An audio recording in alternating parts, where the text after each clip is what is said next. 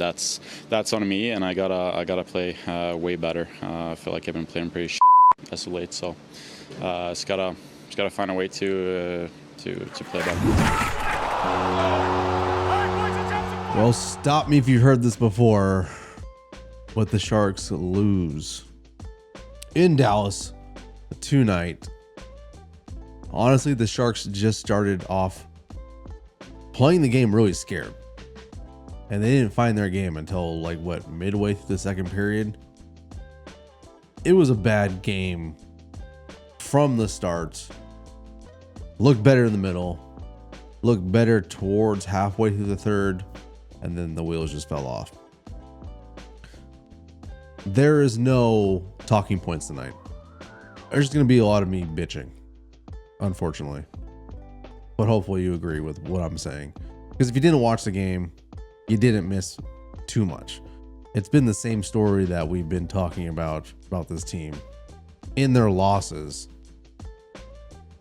it's just a repeat of what it was. Granted, it was a little bit better. It wasn't hugely different. But I told you, and you guys, if you're a hockey fans, you know, the Dallas Stars are no chumps. You got to come out of the gate flying against these guys. And they just didn't do it tonight. We did have some lineup changes. Again, tonight. Something I'm a little frustrated with. But let's read over. Top line still the same. That 70, no, not that 70. Tyler Toffoli, Macklin Celebrini, Will Smith. I'm thinking Macklin. Second line, Philip Kurashev, Alex Winberg, and William Macklin. Jeff Skinner back into the lineup.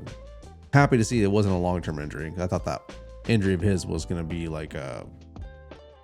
Achilles injury. Maybe it is. Maybe he's back. I don't know. Whatever. He's back though.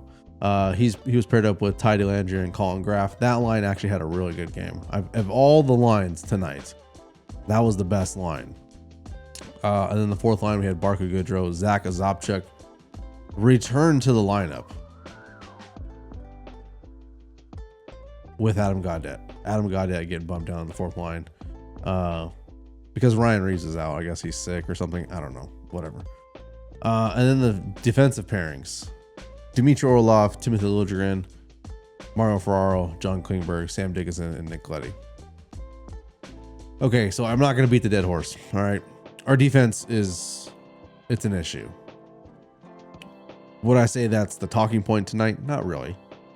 I mean, they weren't super noticeably bad or worse than what they've been in the past couple games.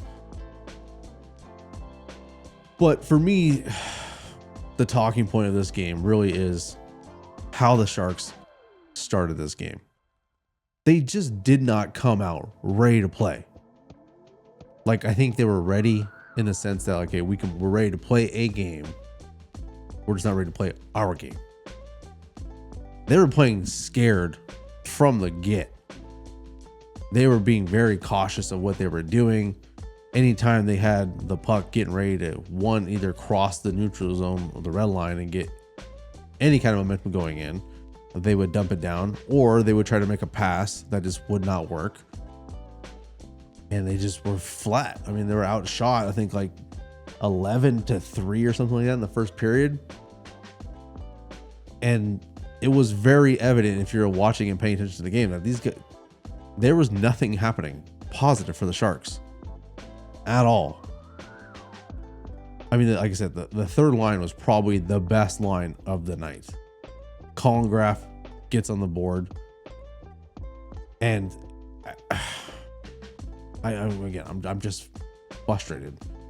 I'm frustrated for a couple reasons, but the main one being, for me tonight, is some of these coaching decisions I just do not understand, one bit. You had Regenda called up. He stepped in for Zach Ozapchuk the last two games. He had 2 goals. And then you put in Zach Ozapchuk for what? You were getting a production out of an AHL player, a big body AHL player who could play in front of the net, who frankly this team really needs. And you send him back.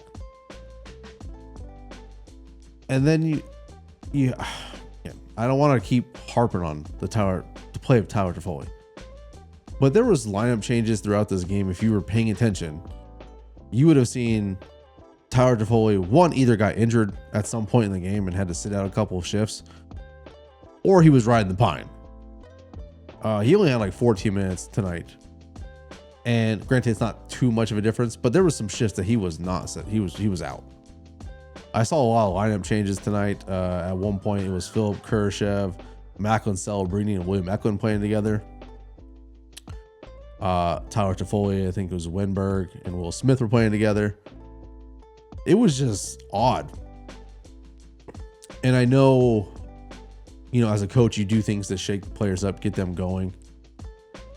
But at some point, you gotta just kind of roll with what you got, or set some new lines and just roll with that into the game. Let these players develop some chemistry in game to play with each other. My biggest harp is on this whole thing. Some people are out there talking about Philip Kurashev not having the greatest game or whatnot, whatever. Think back when he was playing with Macklin Celebrini and Will Smith. I've said this a handful of times on my videos. He plays better with those players. He can keep up with those players. Granted, he doesn't have all the skill set in the world like they do, but he can keep up with those guys. I don't know what the relationship is between Warzowski and Tyler Toffoli and why he keeps putting him on the top line, but the top line right now is all we really have. Alex Wenberg played a great game. He's been playing pretty good this whole year, to be honest, in my opinion. Granted, that's not reflected on his stats, but he's been playing pretty good. I think he fits perfectly on the second line. I'm happy with where he's at. William Eklund, he could play better. I've said that before, but he's starting to kind of find his game a little bit. That left wing position, that is the floating piece right here in the second line, and that's where Philip Kurashev is currently right now. Bump him up with the first line. Bring Tyler Toffoli down. Get those guys playing consistently together, because they're all skilled players on the second line. If it's Tyler Toffoli, Alex Wenberg, and William Eklund, yes, it's going to take maybe a game or two to kind of get them going, maybe some more practice time together as that line. But once all three of those guys can start feeding off each other, it's going to be better, right? I don't agree with the coaching decisions of having Tyler Toffoli on the top line right now. I just do not. I said I was ready to eat crow if he has a good road series, this road trip. If he has some productive points, I'll be happy with it. But I'm looking at the schedule. We had Dallas tonight. We have Carolina on Sunday. And then we go to Philadelphia, then Toronto, then Pittsburgh. Carolina, I'm kind of already hey, we saw what happened when they played Carolina already. Am I expecting any different? Not really. Then we go play Philadelphia. Philadelphia, maybe. They're not having a great season either. I will hold judgment for that one. That one could be an okay game. Then we go to Toronto. Toronto has their issues, but they're starting to come alive a little bit. They have goaltending issues. It's okay. And then Pittsburgh. So of this road trip, what do I see our team coming out? Potentially. What was it? How many games is this? 7? 1, 2, 3, 4, whatever. I see 2 wins coming out of this road trip. It's either going to be Philadelphia, and they might squeak by Toronto. So maybe potentially 2 games. And I just don't think this lineup, these current lines, are going to get anything done, because if that top line doesn't get going, nothing happens. Collin Graf is doing all he can do to get points and get this team. He's been the only consistently good player tonight. The last couple games for me, other than Macklin Celebrini and Will Smith. We know those guys. But the second line, the top 6, have got to find some game going on. Collin Graf's been playing great. Bump him up. You're doing all these coaching changes. line changes. Bump the best player you have right now. Bump him up. I don't get it. I don't get the fourth line. Zacho Zopchuk switch up. Don't get that. I don't understand why Shakir Mikadulin's not playing. He's been one of our better defensemen. You look at the time on ice tonight. John Klingberg had 22 minutes.